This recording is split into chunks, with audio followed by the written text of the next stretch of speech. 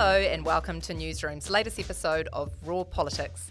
This is a weekly visual and audio political chat with myself, Newsroom's political editor, Joe Moyer, Newsroom's co-editor, Tim Murphy. Hi, Tim. Hello.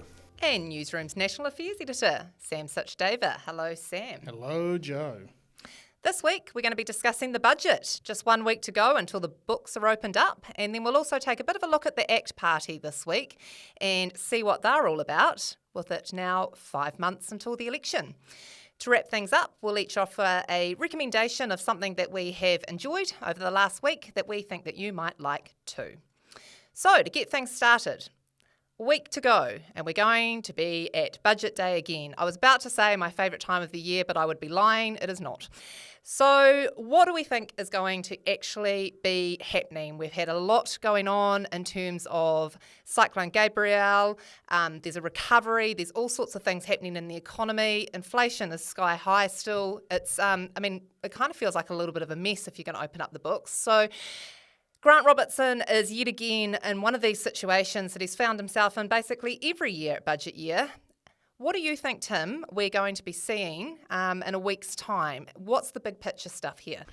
Hi, Joe. Well, look, it's a really difficult parameter for an election year budget. You know, normally you'd be looking in this election, if you're the finance minister, this time of the year, if you're a finance minister, to be able to dip in, promise, and also have sufficient room for the next year so that you can fund the things you are pledging in an election campaign in September and October. But he can't do a lot of that, not just because of the cost of living crisis. The government's revenues, they're reported this week as well. The amount of money coming in is lower than predicted, which hasn't been the case for New Zealand's books for quite some time. And so also with the cyclones and all the damage that's occurred, the provisions they've got to make, there's just not that room for him to keep rabbits up sleeves. One way he's going to try and do it, he indicated in his first speech this week, is to make departments cut. So if they want to spend on something new, they've got to take something old out. And all of those of us who have worked in big media companies understand that financial logic. Yeah, no, that's. I think the question was put to Grant Robertson this week, actually, that, you know, will public servants be looking at some of his signalling this week and go, oh my goodness, am I going to have a job after this budget?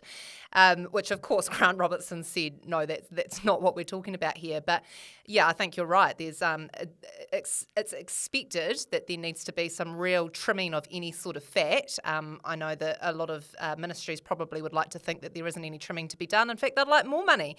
But that is not the climate that we're in. Sam, just throwing to you here, it feels a little bit like Grant Robertson just can't catch a break. You know, budget after budget, he has had, you know, whether it be the likes of COVID, whether it be severe weather stuff that, you know, you're having to find money basically from behind the couch to actually fund things. He must just be kind of at the end of his tether, kind of going, when do I get to do like a budget and do all the things that I actually want to do, right? You're right, and that's the story of this government, isn't it? They're sort of been forced into the position of crisis management rather than doing anything proactive. And on the one hand, that's important because you do need to focus on the immediate response to things like that. And, you know, I think with COVID, they handled it relatively well, but it just limits your options. So I think in terms of any ideology that he has and some sort of grand vision for the country, he just has not been able to deliver on that. So you're right. I think there'll be a sense of frustration, but probably also resignation. I think that's kind of been the story of the last few governments. If you look at the key government, a lot of that was spent dealing with the GFC, and then you had the Christchurch earthquakes. So actually that's just how the dice roll sometimes, and you've just got to adjust. So that's it. I mean, looking at the politics of it, Tim, you know, budget day is a big day for the government, and it's really hard for the opposition to get part of that discussion. I mean, they have limited time with the actual documents, and then Christopher Luxon's expected to go into the House and do this sort of rip-roaring speech that I think in recent years we have seen some pretty flat ones from the opposition leaders. It's not easy, and, you know, you inevitably have a poll, several polls actually, from TVNZ and News Hub, fairly quickly after budget, where you get these sort of bumps because all of a sudden the government's delivering things. That raises the question of the cost of living crisis. What do you anticipate that we might see? Because presumably the cost of living crisis is going to have to be something in this budget around that is going to keep voters happy, right? Yeah, they've got to do a bit. So that's where those savings that they're sort of foretelling from departments must come in. We've got to find some money to do something for the older, for the less well off, for children, and those things will be there, but they won't necessarily be sort of extra money. They'll be money repurposed or rededicated from elsewhere. I think politically, you're right, Sam. I think he almost does seem resigned to this narrow spot that he's in and we're in. In that speech he gave on Thursday morning, there was one line that struck me, and it's him saying, "It's hard to imagine a period in our post-war history when the well-being of our nation has been put under greater strain from an economic, environmental and social perspective." That's pretty all-encompassing. It's probably arguable, but there's not many other small periods that I guess you'd go for in that history, in that couple of generations. So he does seem a little bit resigned to it, maybe trying to condition everyone else to get with the program, that's what needs to happen now. But politically, Joe, you're right. It doesn't give them much to sing about. It gives National continuing options to say they're not doing enough. But National knows that if you do any more spending-wise, that it's something that plays into their hands as well. And we have already seen a couple of pre-budget announcements, which, is traditional to give a bit of an idea of where things are headed. Defence was quite a big one in the last week. Sam, do you want to have a talk through that? Yeah, that was really fascinating because, Chris Hipkins has talked about this as a no-frills budget, and you would think our military seems kind of frilly, but actually it is primarily about staunching the flow of departures. So they have a real issue there with attrition. The Chief of the Defence Forces talked about it quite extensively. The pay rates in the military have lagged behind the private sector for some time now. So I think it's not so much a boost as it is just getting it to where it needs to be. So we've had sort of about 400 million odd for that. I think it's going to increase pay rates between about 4 and 15,000 or thereabouts. The higher end is for the more specialised professions that are more in demand. And then you've got about 300 million odd for some infrastructure work, defence housing, I think frigate upgrades, and so on. So it's a little bit unusual in the sense that you wouldn't expect something big like this. But actually, if you look across the ditch to Australia, they've just had their budget. We're talking magnitudes more in terms of funding that's gone in across the 4-year period. So this is just a big issue, and it is kind of a fundamental, really. It's the security of our nation. So yeah, that was interesting to me. And to probably not be in with the program as far as the government or defence people are concerned, I didn't think it sounded like much in those salary bands. Offering someone $5,000 a year or even up to $15,000 a year isn't much when you're comparing to what's on offer elsewhere, and not just other militaries but other sectors with those skills.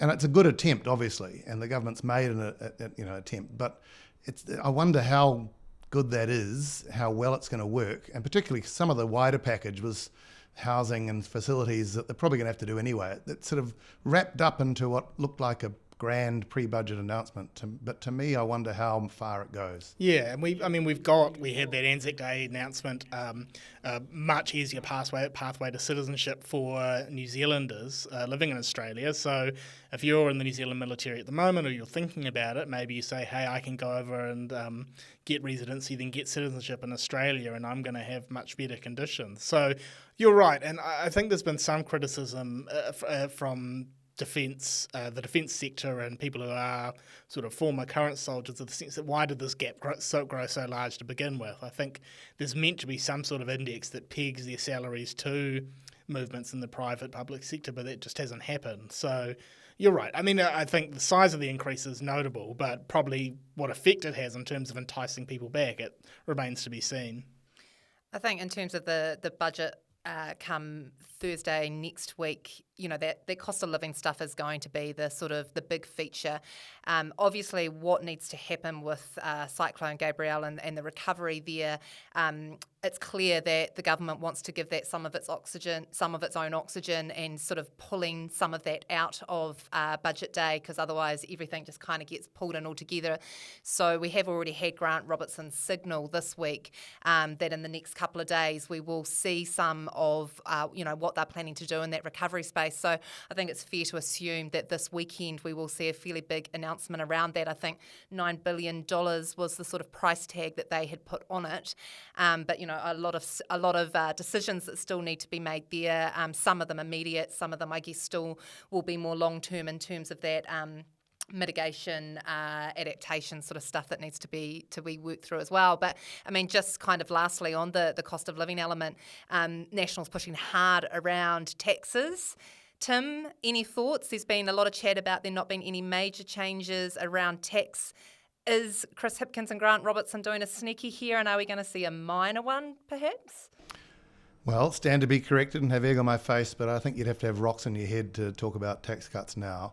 You might talk about adjustments, further down the scale, which can be argued, but tax cuts of any scale by this party in this government would be stunning. Yeah, it's interesting. I had heard some speculation. I think this might have been pre-Cyclone Gabrielle about, what happens if you scrap the lower tax threshold and just have a income tax-free threshold up to say 14,000 or so, and maybe that could have been quite palatable. It's relatively progressive, but I think given those spending demands and they're just so far and wide, I think it's you're right. It's probably hard to see it as a goer. I'd be surprised though if there wasn't some sort of sneaky little surprise, maybe not a huge one, but I don't know, Joe. Do you think Grant Robertson's got something up his sleeve, even if it's not a rabbit, maybe more of a what's smaller than a rabbit? A mouse? A mouse up your sleeve? If Grant Robertson's listening to this, I'm sure he's thrilled at the idea of us talking about a sneaky mouse coming out of his sleeve. Look, you can't rule anything out in an election year. That's the reality. The government's not going to want to, at the end of budget day, do the various speeches in the House and press conferences and say, sorry, there wasn't really anything for anyone. So there will be something. I still think it presumably has to come in that sort of cost of living space. I mean, the idea that you're going to have universal free dental, great idea, not happening in this economy. What about the fuel tax that's supposed to be reinstated from June? Is that right? So, you're having a budget now. Even if you do what Sam says and find a few small, little lollies to throw in terms of what's not going to be taken off you in taxes, then in a month's time, 6 weeks' time, you start to whack it on again.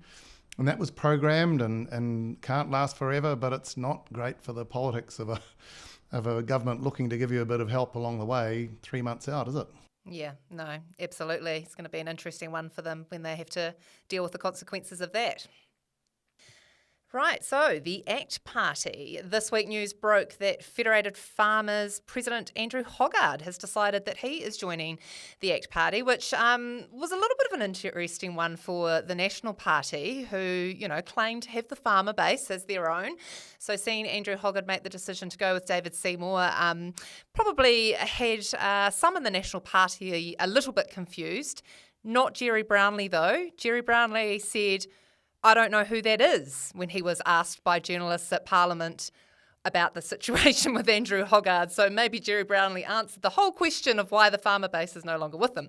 Anyway, Tim, interested in your thoughts here. What should National make of this, do you think? Oh, well, I wasn't as surprised because Hoggard and Fed Farmers have had a pretty strong view on things climate. ACT takes a pretty, out there, right on the sort of the pro-farmer, anti kind of alarmist edge, where I think he would feel comfortable. He's quite a strong character and candidate for them to get. And I think it's interesting with ACT, that they do tend to gather some people who have some carry and something to them, even if you don't agree with, the actual belief they espouse, but the way that they go about themselves. I've been surprised, and it's reinforced just in the last week or so with ACT, how the Māori Party and Labour have had people defecting, we've had splinters and we've had infighting, but not an ACT. When David Seymour came ashore on his boat in the 2020 election down in the viaduct, and he had this number, and we thought, well, holy heck, who are all these people? He turned up on the steps of Parliament, had a photo, everyone thought, wow. And in every other small party that's got big suddenly, there's been all sorts of problems and defections and fights and, they've seemingly, his caucus of one, he's managed to keep a caucus of how many, 10, 11, in train. So his lessons organising himself on that lone period he is in Parliament seem to have carried over. Yeah, if you were giving out a caucus collegiality award, David Seymour would be winning that one, that's for sure. I guess looking ahead, to the election in sort of 5 months' time, Sam, how do you think the relationship is between National and ACT at the moment? I mean, obviously leading into an election, every party starts to fight its own corner.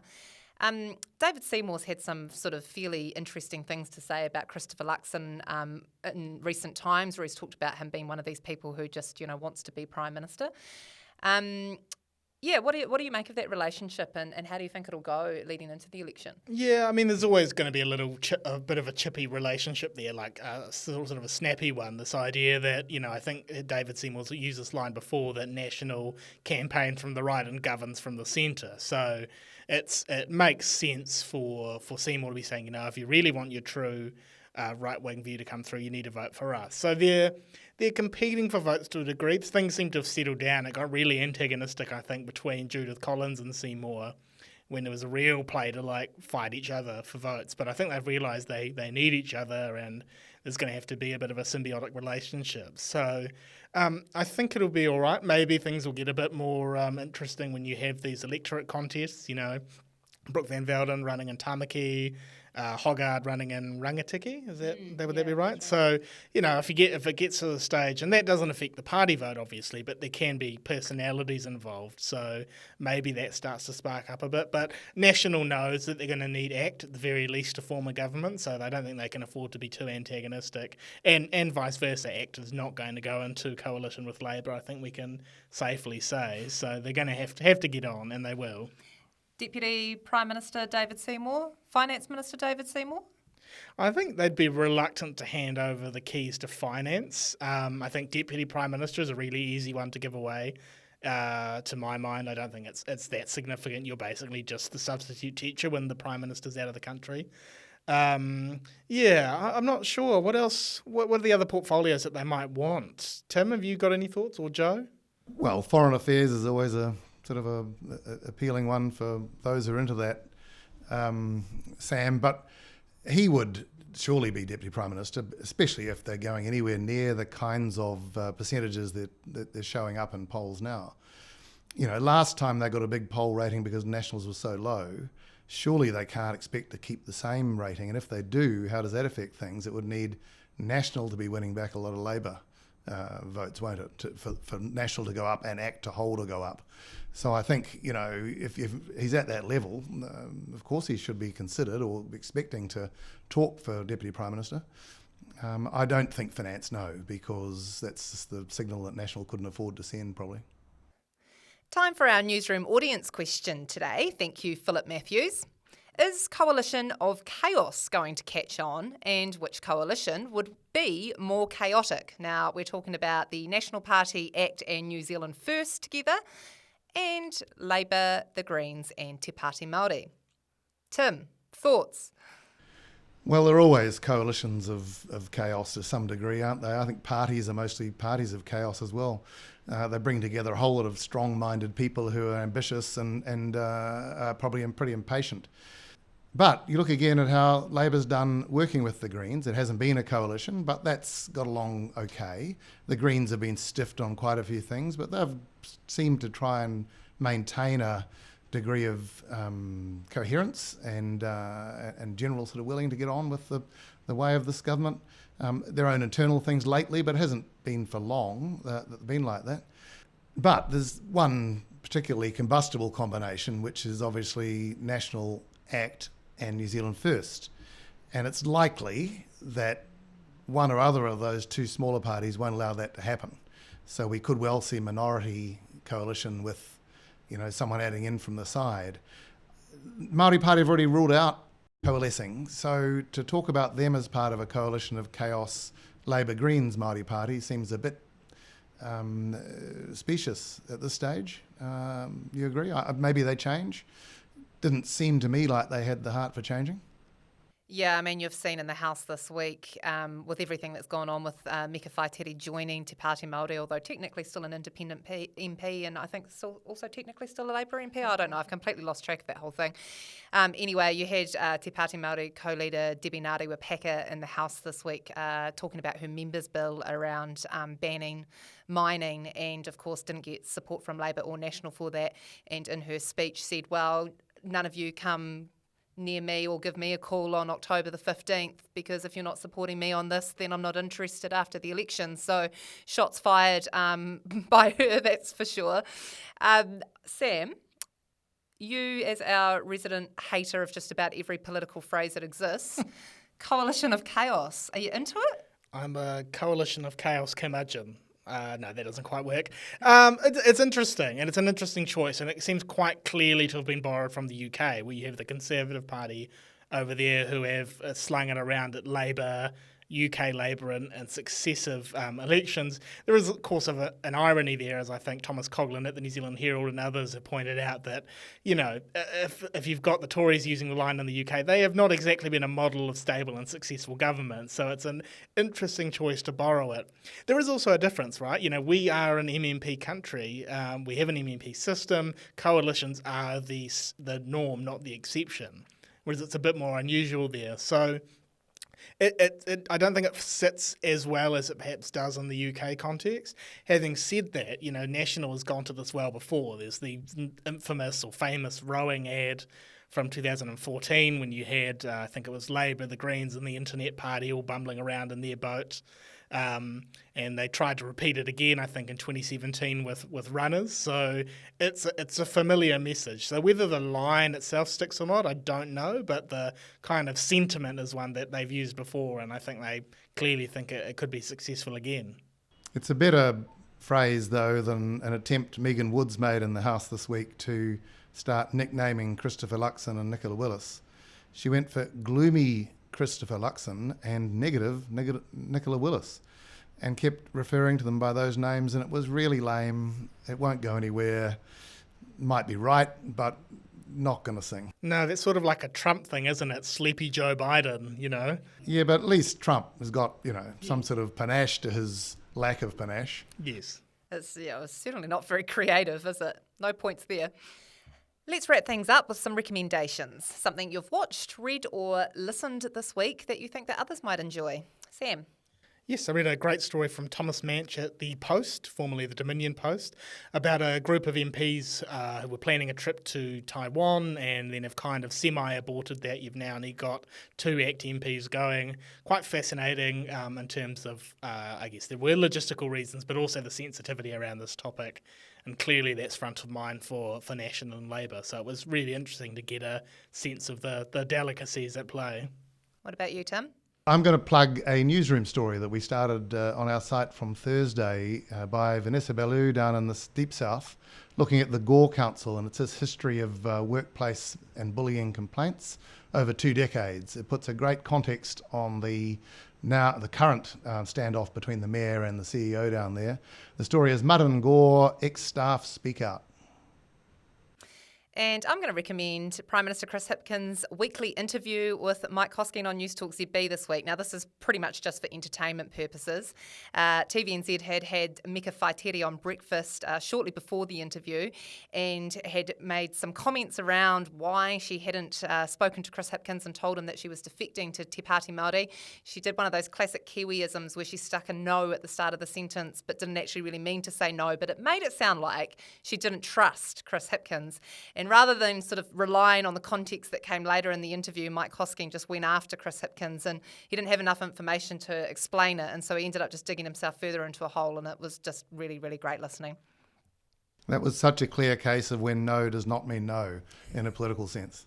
It really was. I feel like there's often times where people sort of say yeah, nah at the start of things, and it's like it doesn't mean anything at all. That's it from Raw Politics for this week. Thank you to our producers Hugo Stewart and Mark Jennings, our readers, listeners and watchers. If you have any burning questions, please send them to me, jo.moyer@newsroom.co.nz, or you can find me on Twitter. Thank you, Sam and Tim, for your wonderful contributions today. You can find us next week, same time, same place, here on YouTube or wherever you get your podcasts.